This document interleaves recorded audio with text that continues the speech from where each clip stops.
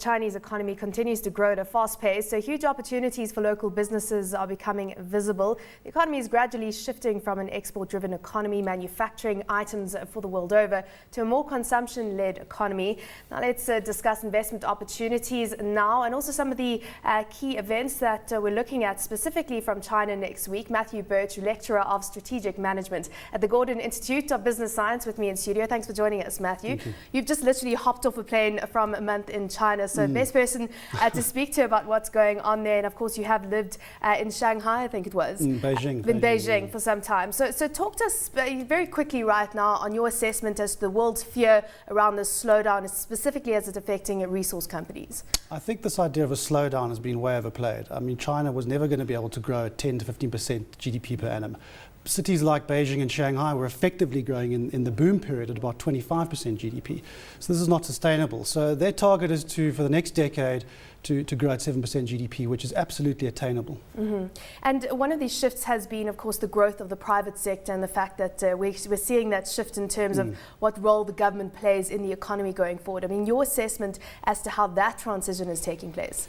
The government's going to be playing less and less a role in business, but it's going to be a structured role. So I'll give you an example. If you look at something like China Mobile or PetroChina, for example, if you look at the chairman, he's got a position that's equivalent to a minister. So, and he has all the rights and privileges of that. So, of course, it makes the business relatively bureaucratic and a little bit slower. So what they're going to be doing is going away from that. A private sector person is a private sector person. That's one reform, which is massive. And when we think of these reforms, I think the important thing to think of is not around democratic reforms or Western reforms. These are Chinese reforms. And I think we keep on putting our own lens onto what should be reformed or what shouldn't be. So what do we misunderstand about reforms then? I think the big question on reform that comes from everybody when I'm there, especially Westerners, is when are they going to become democratic? That's not even on the agenda. It doesn't mean that the reform is going to be a small reform if they don't become democratic. That's not the issue. But there's massive reforms that are going to be coming down the line, and you're going to be seeing the ability for businesses to start investing, operating and starting companies in industries like telecoms, energy, infrastructure, which was unheard of 5 or 10 years ago. So what does it mean for South African companies right now? Because we know that heavy hitters like Naspers and Discovery have invested in the economy, and certainly there are a lot of smaller companies in South Africa, as you're well aware, that are doing business with China, either importing or exporting or something of that nature. But what does this mean in terms of reform process for South African businesses and African businesses? Well, I think the businesses that you mentioned, was recently with a few of the guys from those businesses doing fantastic things in China and really getting to grips with what's going on there. I think what it means for South Africa is more competition. I think we're going to get more competition coming from Africa. We're going to get more competition coming from China. The opening up is going to galvanize that. That labor arbitrage is disappearing, but we're seeing that the people coming out of the Chinese economy are highly competitive. So I think we've got to think about more of a global viewpoint as opposed to a local one. I mean, what was fascinating about being in Dalian at the World Economic Forum was the discussion and the focus of the Chinese government on science and technology, on innovation, on entrepreneurship, and the role that innovation will play. So really upskilling people at that level. And of course that shifts the dynamic in terms of what's needed from a skills perspective. So your thoughts on the kind of the labor dynamics that are taking place in light of that? I think innovation is a key aspect, and we think, well, can they truly innovate when there's a centrally controlled environment? And the answer is yes. Because that's always been the world's question, you know, can they become an America with a Silicon Valley? Well, you only need to spend a short amount of time in China to realize how entrepreneurial they are and innovative around small little businesses or larger ones.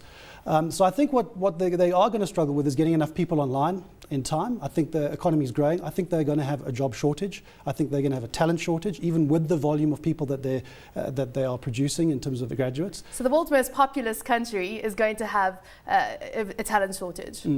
If you look at the stats that are coming through now in terms of the amount of people graduating and the amount of jobs that are needed to be filled for the growth that they want to maintain, even at 7%, because this growth is now more sophisticated, as I'm sure most people are aware. They're moving away from that expansion into industry and the lower kind of commodity base into kind of soft power projection, which effectively I think a lot of the West don't understand, because we've grown up with soft power from the US and the UK and Western markets. And that's the type of labor that they're going to have to fill, which is your master's degrees, your degree student, your knowledge worker that the US has become. Yeah, and I know that they're still looking to get that Nobel laureate and of course compete with other countries on that front. What about the types of investments they're going to be making in Africa going forward? Are we going to start seeing shifts in that? I think we already are seeing shifts. So obviously this Inga Falls project, the DRC around the hydroelectric dam that could potentially give power to 500 million Africans in 3 phases. It's going to be bigger than the Three Gorges Dam, which is mammoth. But deals like that are starting to really slow down. Those are your one in a year, one every 2 or 3 years. I really think where people can start to take advantage of the situation between China and Africa is around your consumer-driven products. Mm-hmm. And what's fascinating for me is we've seen the African consumer come online recently, trickle-down economy from a super cycle commodity boom. We've seen more disposable cash and income, and that's exactly where China's starting to move to now. So what type of sectors? Anything around fashion, internet businesses particularly, retail is going to become huge. Any type of soft power, movies, film, production, you're going to see that coming online over the next 10 years because that is the reality of actually true power. Mm-hmm. It's great to own a lot of key assets around Africa or around the globe, but when people start to think slightly in a Chinese way, consuming Chinese designed products, that's when the shift of power really takes place.